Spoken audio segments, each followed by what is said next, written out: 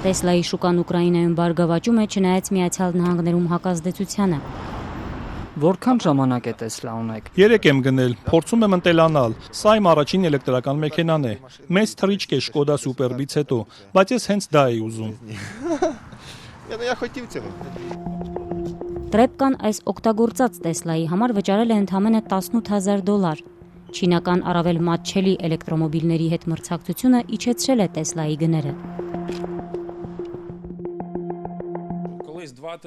2 կամ 3 տարի առաջ ոչ մի օգտագործված Տեսլա չէր վաճառվի $40,000-ից պակաս։ Այժմ դուք կարող եք նորմալ մեքենա գնել $20,000-ով։ 2025-ի առաջին եռամսյակում Տեսլայի վաճառքն աշխարհում կտրուկ նվազել է։ Մասամբ ի նշան բողոքի Միացյալ Նահանգների քաղաքականության մեջ Իլոն Մասկի դերակատարման դեմ։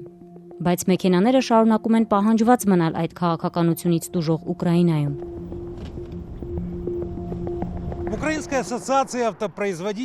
Ուկրաինայի ավտոարտադրողների ասոցիացիայի տվյալներով փետրվար-մարտ ամիսներին էլեկտրական մեքենաների պահանջարկն աճել է, իսկ օգտագործված էլեկտրամոբիլների վաճառքում առաջատարը Տեսլան է։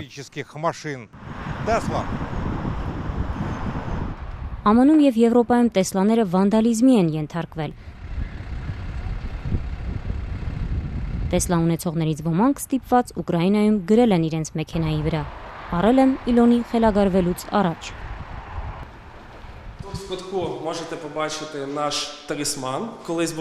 Սա նախկինում մեր թալիսմանն էր, Իլոն Մասկի ստվարաթղթե կտրվածքն է։ Հիմա մենք այն շրջել ենք, անկյուն ենք կանգնեցրել, որ նա մտածի իր պահվածքի, թվիթերի ու մնացածի մասին։ Այլ սեփականատերեր նույնպես ասում են, Մասկից հիասթափվելը իրենց հետ չի պահի Տեսլա վարելուց։ Դուք Մասկին ասոցացնում եք Տեսլայի հետ։ Ոչ, նա լուրջ գործ է արել ստեղծելով այդ ընկերությունն ու մեքենան, եւ ես շնորհակալ եմ նրան միայն դրա համար, ուրիշ ոչնչի։ Նա իրեն մարդավայել չի պահում, գոնե կարողանա իր մտքերն ու կարծիքներն իրեն պահել։